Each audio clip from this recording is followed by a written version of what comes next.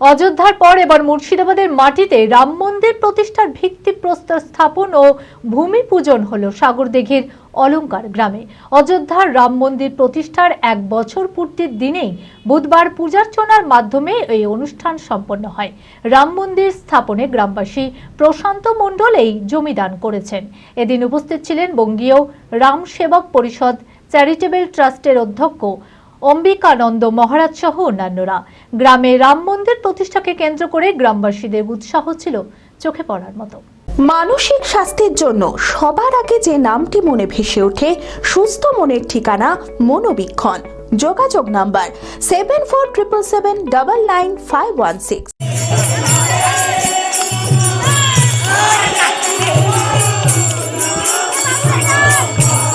অযোধ্যার পর এবার মুর্শিদাবাদের মাটিতে সাগরদিঘির অলঙ্কার গ্রামে নির্মাণ হতে চলেছে রাম মন্দির। বুধবার অযোধ্যার রাম মন্দিরের রামলালার প্রাণ প্রতিষ্ঠার 1 বছর পূর্তির দিনেই পূজার্চনার মাধ্যমে ভিত্তিপ্রস্তর স্থাপন ও ভূমি পূজন করা হয়। এদিন উপস্থিত ছিলেন বঙ্গীয় রাম সেবক পরিষদ চ্যারিটেবল ট্রাস্টের অধ্যক্ষ অম্বিকানন্দ মহারাজ সহ অন্যান্যরা। গ্রামে রাম মন্দির প্রতিষ্ঠাকে কেন্দ্র করে গ্রামবাসীদের উৎসাহ ছিল চোখে পড়ার মতো।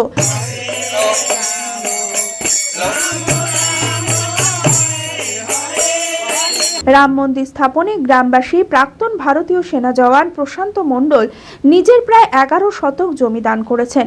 গ্রামের সার্বিক উন্নয়নের লক্ষ্যেই রাম মন্দির স্থাপনে তিনি জমি দান করেছেন বলে জানান। আমরা এই জমি দিলাম যে আধ্যাত্মিক কারণ, আর এটা কোনো পার্টিগত বিষয় না বা কোনো পার্টির ব্যাপার না। আমরা একটা মন্দির চাই, আমাদের এখানে সকলেই আমরা একটা মন্দির চাই বলে আমি এই জমিটা দিলাম। এখন দিয়েছি তো আমরা বাবাকে যা উন্নয়ন করবেন তারা, এবং গ্রামের সকলেই করবেন। আমি সকলের জন্য জায়গাটা দিয়েছি। এদিন অম্বিকানন্দ মহারাজ বলেন, রাম মন্দির প্রতিষ্ঠার সঙ্গে কোনোভাবেই রাজনীতিকে যুক্ত করা যাবে না। মন্দিরের ভিত্তিপ্রস্তর স্থাপন অনুষ্ঠানে সমস্ত রাজনৈতিক দলের নেতাকর্মীরা আমন্ত্রিত ছিলেন।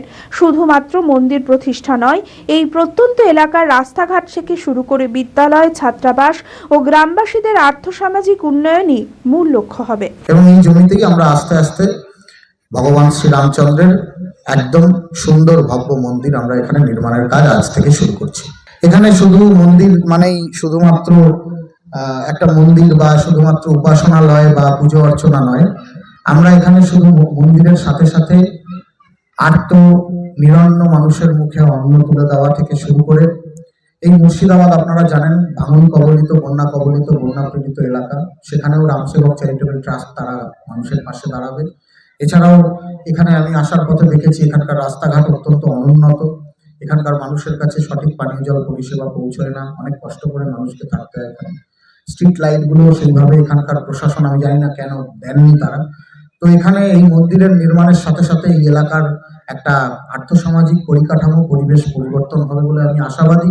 এবং এই মন্দিরের সাথে সাথে আমরা একটি বিদ্যালয় যেমন আমরা সহযোগিতা পাবো সরকারের কাছ থেকে এবং বিভিন্ন মানুষের কাছ থেকে, স্বেচ্ছাসেবী সংগঠনগুলোর কাছ থেকে, জাতীয়তাবাদী মানুষদের কাছে, তেমন ছাত্রাবাস থেকে শুরু করে অসহায় যে সমস্ত ছাত্রছাত্রীরা পয়সার অভাবে পড়তে পারেন না, তাদের শিক্ষার প্রয়োজন, তাদের শিক্ষার জন্য বিদ্যালয় এবং আবাসিক হিসেবে ছাত্রাবাস, এবং তাদের যে শরীর চর্চা, যেটা আমরা সব থেকে বেশি প্রায়োরিটি দিয়েছি, শরীর চর্চা করা। এখনকার ছেলেমেয়েরা খুব একটা শরীর চর্চায় অভ্যস্ত নয়, সেই শরীর চর্চার ব্যাপারটাও আমরা এই মন্দির থেকে, আমাদের এই ট্রাস্টের পক্ষ থেকে আমরা এখানে সে কাজ করব।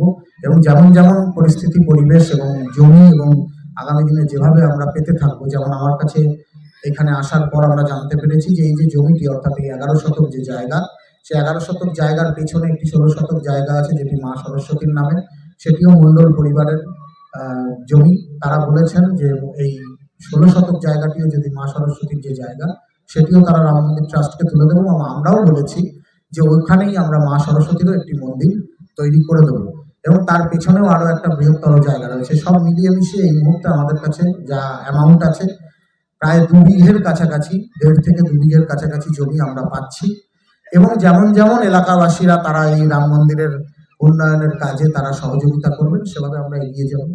না, আমাদের কোনো সময়সীমা নেই। দেখুন, আমরা সনাতন হিন্দু ধর্মাবলম্বী মানুষ, আর অনেকেই এটাকে ভোট রাজনীতি বা রাজনৈতিক বিষয় বলছেন, আমাদের এখানে কোনো রাজনৈতিক ক্ষমতার দখলের বিষয় নেই, তাই আমরা রাম মন্দিরের সঙ্গে রাজনীতিকে সম্পৃক্ত করব না এবং এই রাম মন্দিরের কাজ নির্ধারিত সময়ে যেমন ভাবে আমরা অর্থ সাহায্য পাবো সেভাবেই আমরা এগিয়ে নিয়ে যাব। সাগরদিঘির এই অঞ্চল প্রত্যন্ত, আপনার কথা থেকেই উঠে এসছে, প্রত্যন্ত অঞ্চলেই তো মানুষের অনুন্নয়ন, জীবনযাত্রার মান অনেক বেশি পিছিয়ে থাকে। তো একটা মন্দির যদি পারে এলাকাবাসীর উন্নয়ন করতে, এলাকাবাসীর অনুন্নয়ন যে জীবনযাত্রা সেটাকে পাল্টে দিতে, তাহলে সেখানে কেন মন্দির হবে না? সেখানেই তো মন্দির হওয়া দরকার। মন্দির তো আমি আগেও বলেছি যে শুধুমাত্র উপাসনা স্থল বা পুজো অর্চনার জায়গা নয়। প্রভাবশালী বাঙালিয়ানায় প্রসিদ্ধ আদি ঢাকেশ্বরী এখন বহরমপুর শহরে রয়েছে কাতার বেনারসি, জর্দোসি বেনারসি সহ অন্যান্য সমস্ত ধরনের বেনারসির বিপুল সম্ভার।